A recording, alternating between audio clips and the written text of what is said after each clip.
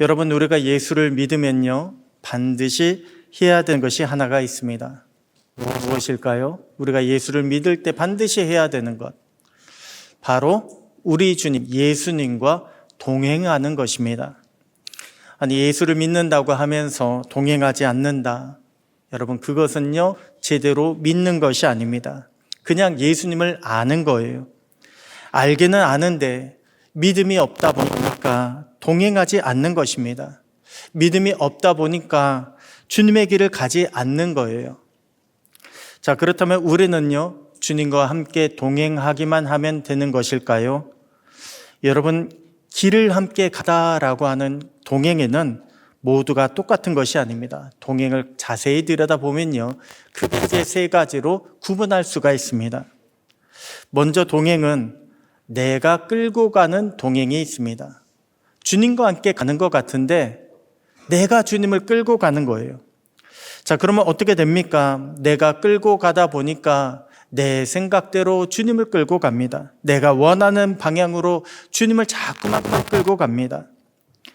신앙생활 하시는 분들 중에 종종 내가 주님을 끌고 가려고 하는 분들을 볼 수가 있습니다. 그런 분들을 보면요, 자기 주장이 강합니다. 또한 그런 분들을 보면 열심도 있습니다. 열심이 있으니까 막 끌고 가는 거예요. 하지만 그렇기 때문에 자기의 뜻이 이루어지지 않으면 시험에 빠지기도 합니다. 주님은 어디 계시냐고 그렇게 따져가면서 불평하고 원망하기도 합니다. 반대되는 종류의 동행이 있습니다. 바로 억지로 끌려가는 동행이에요. 주님이 이끄시는 대로 그냥 따라가는 것이 아니라 그냥 끌려가는 그런 동행이 있습니다. 여러분, 왜 이런 경우가 생겨날까요? 왜 억지로 끌려갑니까? 아직 믿음이 작고 또한 무엇보다도 마음이 없기 때문에 그렇습니다. 이런 분들은요, 아직 마음이 없어요. 그래서 주님께 드릴 것을 가장 최소한의 시간만 드립니다. 주님께 드리는데 가장 최소한의 헌신만 드립니다. 저는 예배 드렸습니다. 저는 그래도 지금 받았습니다. 가장 최소한의 것만 하고서 그러니 저는 신앙생활 하고 있습니다라고 그렇게 생색만 내는 것입니다. 그러면 마지막으로 어떤 동행이 있을까요? 마지막으로 보면요, 우리 주님께 맞춰드리는 동행이 있습니다. 주님께 맞추는 거예요. 나를 주님께 맞추는 그런 동행은 주님의 뜻에 나를 굽히게 됩니다. 주님이 말씀하실 때에 그대로 순종하게 됩니다. 또한 우리 주님을 믿고 기다릴 줄 압니다. 아, 주님이 알아서 해주시겠지, 주님의 뜻대로 인도하시겠지 하고 기다릴 줄 알게 됩니다. 그런 사람은요, 주님이 뭐라고 말씀하시든지 간에 철저히 맞춰가며 동행하는 사람이 있습니다. 철저히 주님께 맞출 줄 아는 사람. 여러분, 그것이요 바로 자기를 부인하는 과정입니다. 주님이 말씀하실 때에 내 생각이 있지만, 내 마음이 있지만 그 모든 것들을 다 내려놓고 주님의 말씀이오니 내가 순종하겠습니다, 나를 부인하는 것입니다. 그것이 바로 나는 죽고 예수로 사는 거예요. 내가 드러나는 것이 아니라 주님이 드러나는 삶, 그럴 때 진정한 동행이 나타나게 되는 것입니다. 여러분, 우리는요 결코 천국을 혼자 갈 수가 없습니다. 천국이 있다는 것은 알아요. 천국 가야 된다는 것도 알고 있습니다. 그렇다고 우리가 혼자서 천국에 갈 수 있을까요? 내가 열심히 한다고, 내가 믿음이 있다고 천국에 갈 수 있는 것이 아닙니다. 우리는 주님과 동행하고 우리 주님을 힘입지 않고는요 결코 천국에 들어갈 수가 없습니다. 천국 여정에서 우리는 쓰러질 수 있습니다. 시험과 유혹이 올 때 그것을 감당하지 못하고 벗어날 수가 있습니다. 바라기는 이번 사순절 기간 동안에 예수를 깊이 생각하라, 우리에게 주신 말씀을 생각하며 주님을 더 깊이 묵상하는 가운데 우리 주님께 나를 맞추며 동행을 이루어갈 수 있는 저와 여러분 모두가 되시기를 주님의 이름으로 축복합니다. 여러분, 예수님의 제자들도요 처음에는 주님께 자신을 맞추는 것처럼 보였습니다. 왜 지난 시간 나누었던 예수님께서 베드로와 야고보와 요한을 부르시는 그 장면 생각해 보십시오. 예수님이 마침내 제자들을 부르셨을 때 그 제자들 어떻게 했습니까? 모든 것을 다 버려두고 예수님을 따라갔다고 했습니다.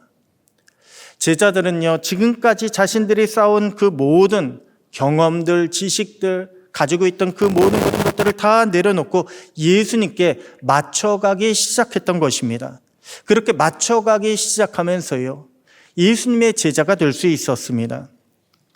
하지만 오병이어 기적 이후에 제자들에게는 우리 예수님께서 왕이 될 수 있겠구나라고 하는 그런 생각이 들어오기 시작합니다. 왕이 되면 그러면 내가 한 자리 차지할 수 있지 않을까? 욕심이 들어오기 시작합니다.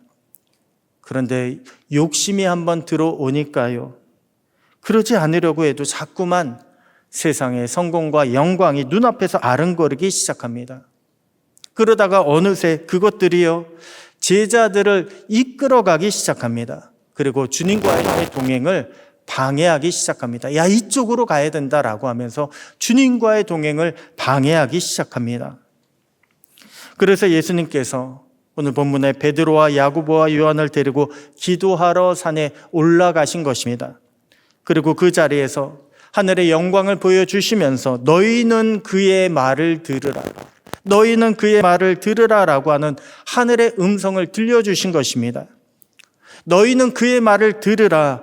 아니, 지금 제자들이요, 얼마나 주님의 말씀을 듣지 않으면 하늘에서까지 이런 음성이 들려왔겠습니까?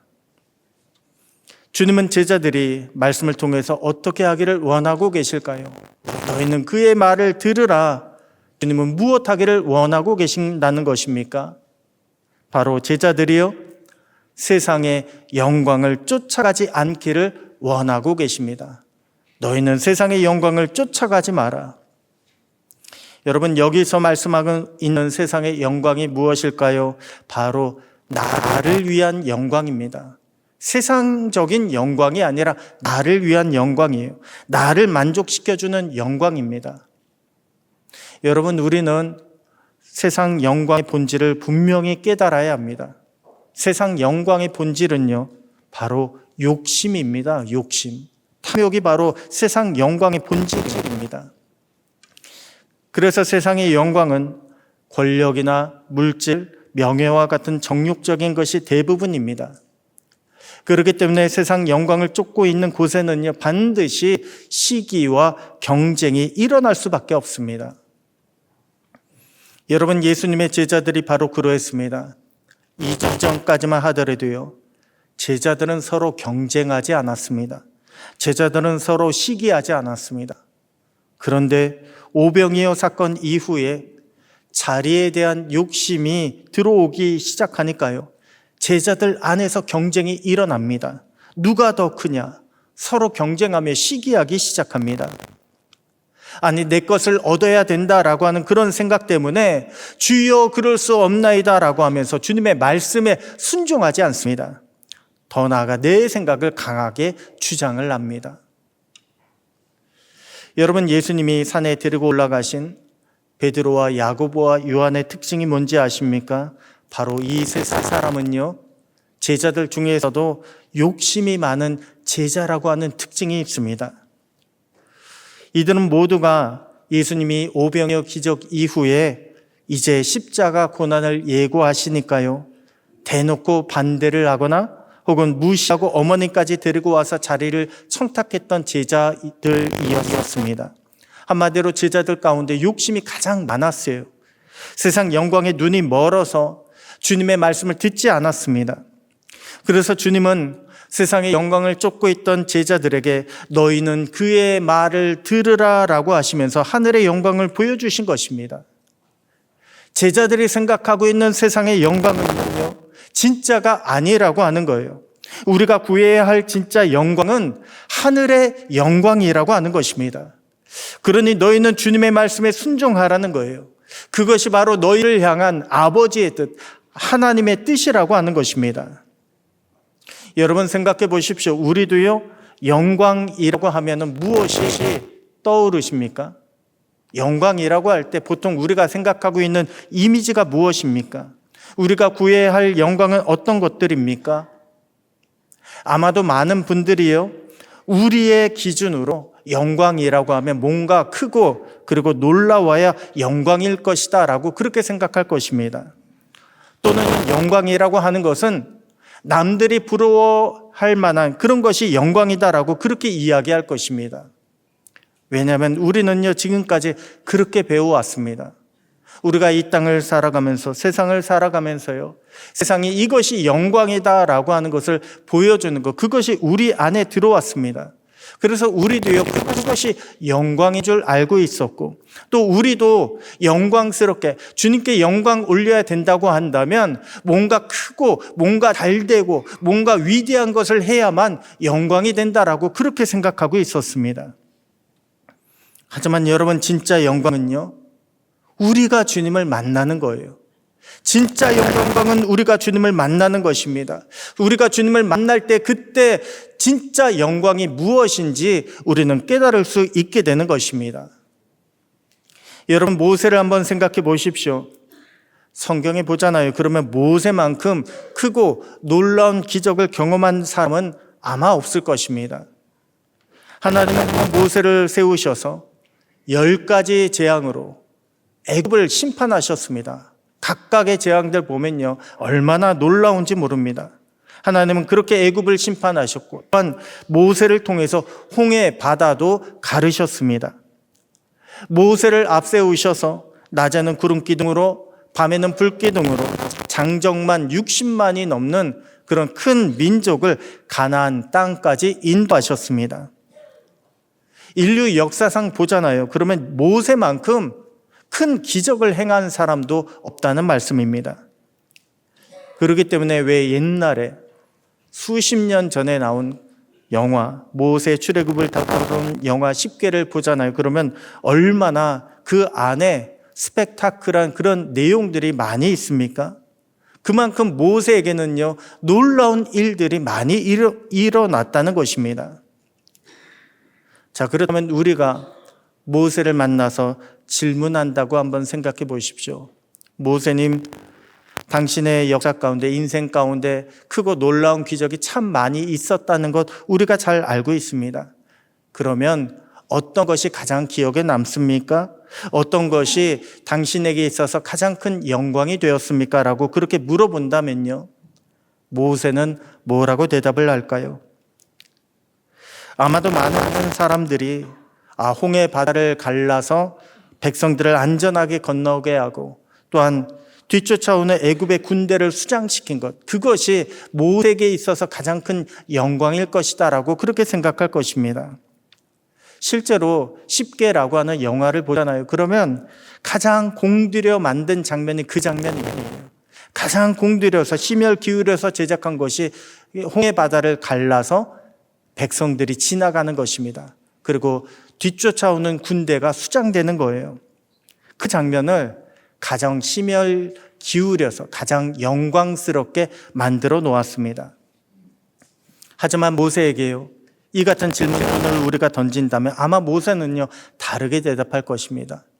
모세의 대답은 나에게 있어서 가장 영광스러웠던 순간은 내 이 두 눈으로 하나님을 직접 보았을 때입니다 라고 그렇게 대답할 것입니다. 여러분, 무슨 말입니까? 왜 모세가 시내산에 율법바닥으로 올라갔을 때에 기다리다 지친 백성들이요, 금송아지를 만들었잖아요. 그 앞에서 절하며 그 앞에서 잔치를 벌이지 않았습니까? 그때 하나님이 심히 노하셔서 더 이상 백성들과 동행하지 않겠다라고 선언하셨습니다. 너희들 알아서 가라. 내가 길은 열어놓겠다. 나는 다만 너희를 진멸할까 하여 너희와 동행하지 않겠다라고 그렇게 말씀하셨습니다. 그때 모세가요, 하나님 앞에 엎드려 간구합니다. 하나님을 붙잡고 간구합니다. 하나님, 우리와 동행하여 주시옵소서.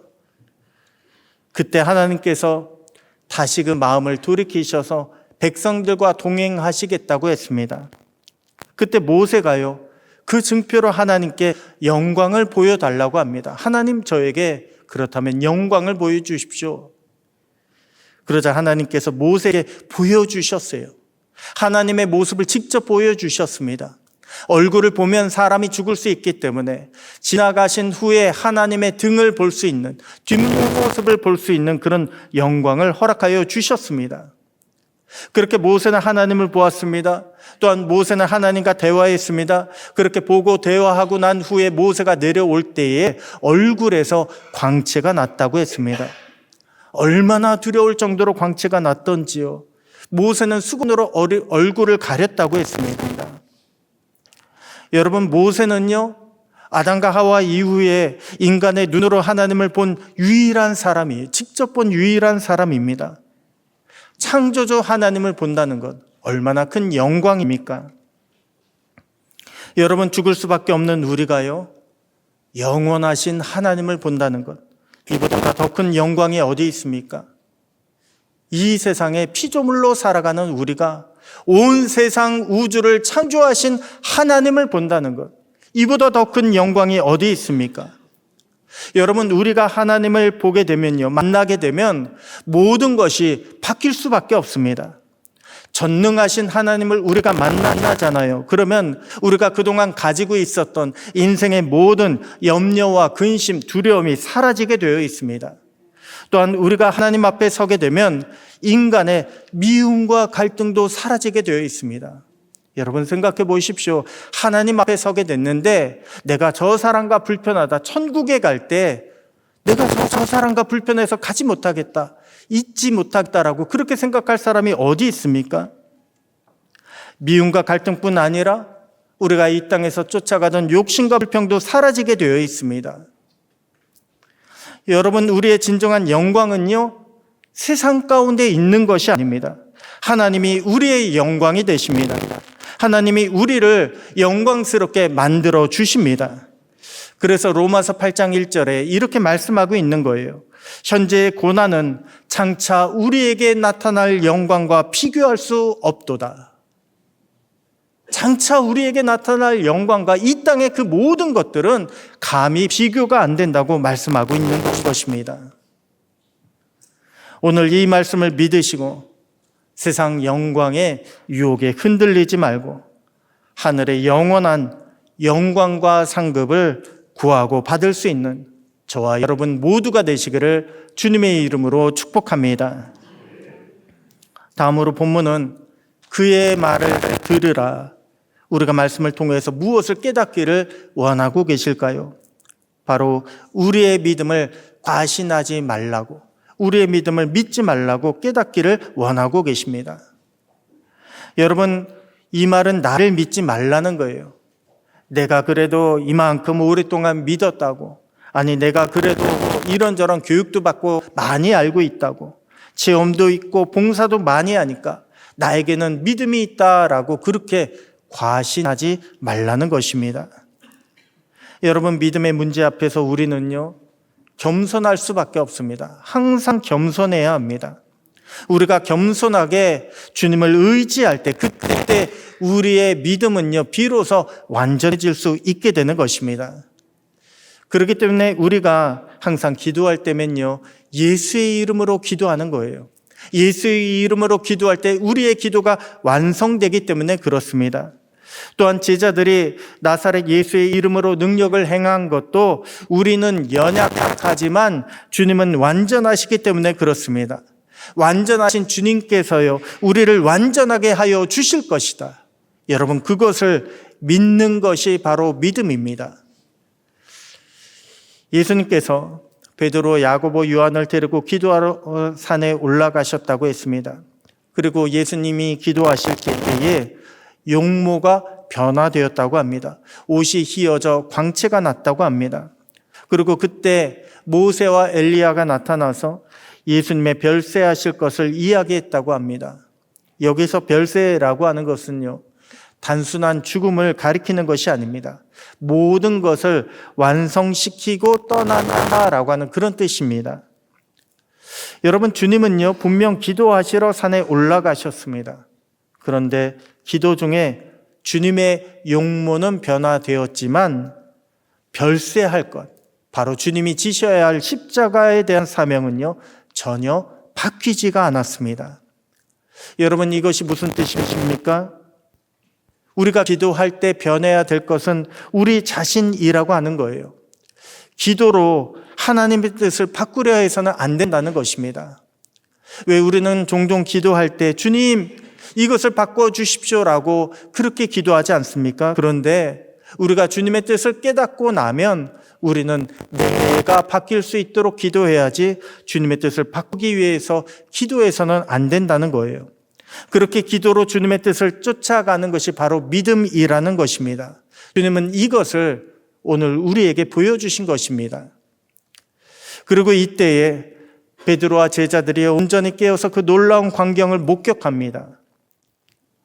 여러분, 제자들이요 졸다가 깨서 얼마나 놀랐을까요?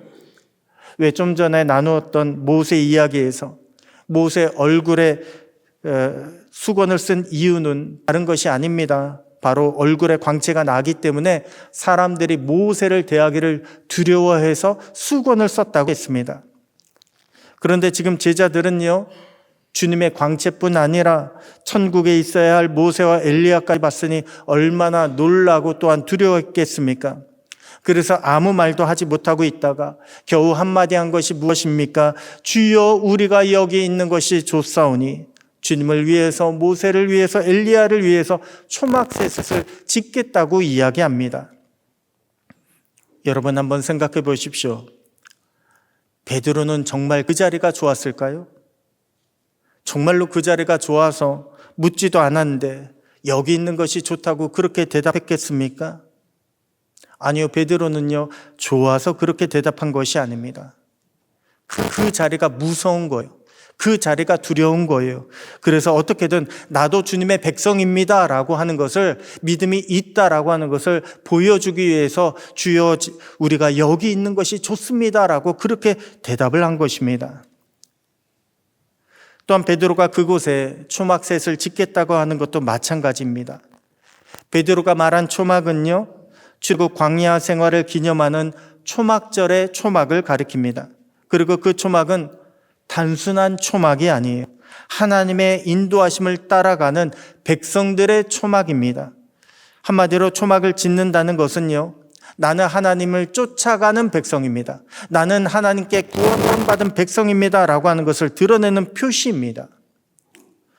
유대인들에게 초막절이 마지막 심판을 상징하는 것도요 누가 하나님의 백성인가 이것을 드러내기 때문에 그렇습니다.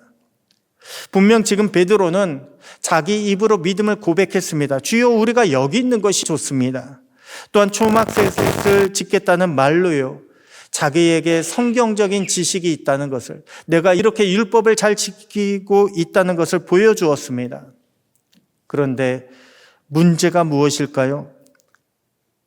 바로 제자들은 여전히 자기들만 생각하고 있었다는 것이 문제입니다.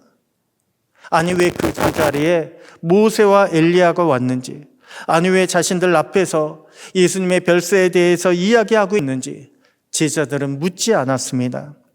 그저 두렵고 떨리는 가운데 자기 변명처럼 우리가 이만큼 믿음이 있습니다, 내가 하나님의 백성입니다 라고 그렇게 아무 말이나 하고 있었던 것입니다. 여러분, 예수님의 어머니인 마리아를 한번 생각해 보십시오. 천사가요 마리아에게 나타났을 때 마리아는 결혼 준비를 하고 있었습니다. 그때 나이가요 대략 15살 전후쯤이라고 학자들은 보고 있습니다. 왜냐하면 옛날에는 그때 결혼들을 했습니다. 그만큼 어린 처녀였던 그 마리아에게 천사가 나타났을 때 마리아는 얼마나 놀랐겠습니까? 하지만 마리아는요 천사가 자신에게 나타나서 은혜를 받은 자여 평안할지어다 라고 이야기했을 때 이 말이 무슨 뜻인가 생각을 했다고 했습니다. 한마디로 묵상했다는 거예요. 그리고 처녀인 자신이 아들을 낳는다는 말씀에 주의 여정이오니 말씀대로 이루어지이다라고 그렇게 순종을 했습니다. 놀라운 일이 펼쳐졌는데 내가 아니라 주님의 뜻은 어디 있는가, 무엇인가, 이것 먼저 생각했다는 것입니다. 여러분, 믿음은요 나를 드러내는 것이 아닙니다. 믿음은 주님을 드러내는 것입니다. 내가 주님을 얼마나 바라보고 있는가, 내가 주님의 뜻을 얼마나 생각하고 있는가, 이것을 드러내는 것이 믿음입니다. 아무리 우리가 성경을 많이 알고 아무리 우리가 오랫동안 신앙생활을 해왔다라고 할지라도 주님을 드러내지 않고 주님의 뜻을 먼저 구하지 않으면 아무 소용이 없습니다. 그러므로 여러분, 우리가 어떤 상황에 있든지 간에 어떤 문제를 만났든지 간에 먼저 무릎을 꿇고 주님 앞에 무릎을 꿇고 주님의 뜻을 구할 수 있는 저와 여러분 되시기를 주님의 이름으로 축복합니다. 주님의 뜻을 구할 뿐 아니라 그 뜻에 순종할 때 그때 주님께서 주님의 승리를 반드시 우리 가운데 허락하여 주실 줄로 믿습니다. 그렇기 때문에 진정으로 주님의 말씀을 듣는 사람은요, 반드시 순종이 나타나게 되어 있습니다. 여러분, 히브리어로 듣는다라고 하는 것은 샤마입니다. 그런데 이 샤마는 소리가 들리는 것이 아니에요. 말씀이 들리는 것입니다. 왜 영어 단어에도 보면 hear가 있고 listen이 있잖아요. hear는 소리가 들린다는 거예요. listen은 말이 들린다는 것입니다. 그것과 마찬가지 샤마라고 하는 것은 말씀이 들리는 거예요. 말씀이 들려서 말씀대로 움직이는 것까지 포함하는 단어가 바로 샤마입니다. 그래서 듣는다라고 하는 샤마는요, 순종하다라고 하는 뜻까지 가지고 있습니다.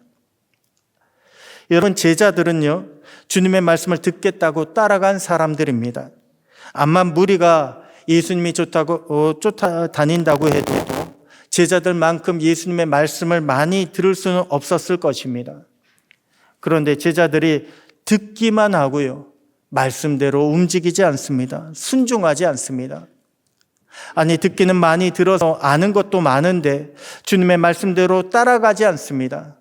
여전히 주님 이렇게 가셔야 합니다. 자신의 뜻을 굽히지 않고 있습니다. 여전히 자신의 욕심들을 버리지 않고 있습니다.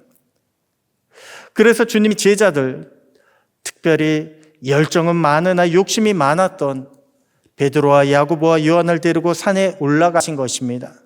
특별히 모세와 엘리야까지 동원해 가시면서 세상 영광과는 비교할 수 없는 하늘의 영광을 보여주셨고, 주님이 가시는 십자가의 길이 아버지의 뜻이라고 하는 것, 하나님의 뜻이라고 하는 것을 보여주셨습니다. 그러면서 너희도 그의 말을 들으라, 주님의 말을 들으라고 말씀을 주셨습니다. 여러분, 오늘 저와 여러분에게요, 하늘에서 주님의 음성이 들린다면 주님은 뭐라고 말씀하실까요? 딱 한마디만 하늘에서 우리에게, 우리 모두에게 음성이 들린다면 어떤 음성이 들릴까요? 아마도 주님이요, 딱 한마디만 우리에게 말씀하신다면 우리에게 똑같은 말씀을 하실 것입니다. 너희도 주의 말을 들으라. 너희도 주의 말을 들으라 라고 그렇게 말씀하실 것입니다. 세상의 헛된 영광을 쫓아가지 말고, 세상의 근심과 걱정과 두려움에 쫓겨다니지 말고 너희는 주의 말을 듣고 따르는 자가 되라. 주님은 그렇게 오늘 저와 여러분에게도 말씀하여 주실 것입니다. 오늘 저와 여러분이 이렇게 주님의 말씀이 들리는 은혜가 있게 되기를 소원합니다. 주님의 말씀이 들리고 또한 그 말씀에 전적으로 순종할 수 있게 되기를 소원합니다. 그래서 이 땅에서 주님의 말씀 하나도 놓치지 아니하고 주님의 말씀을 이루는 자가 되고 주님의 약속하신 복을 받아 누리는 저와 여러분, 여러분의 복된 가정들 다 되시기를 주님의 이름으로 축복합니다.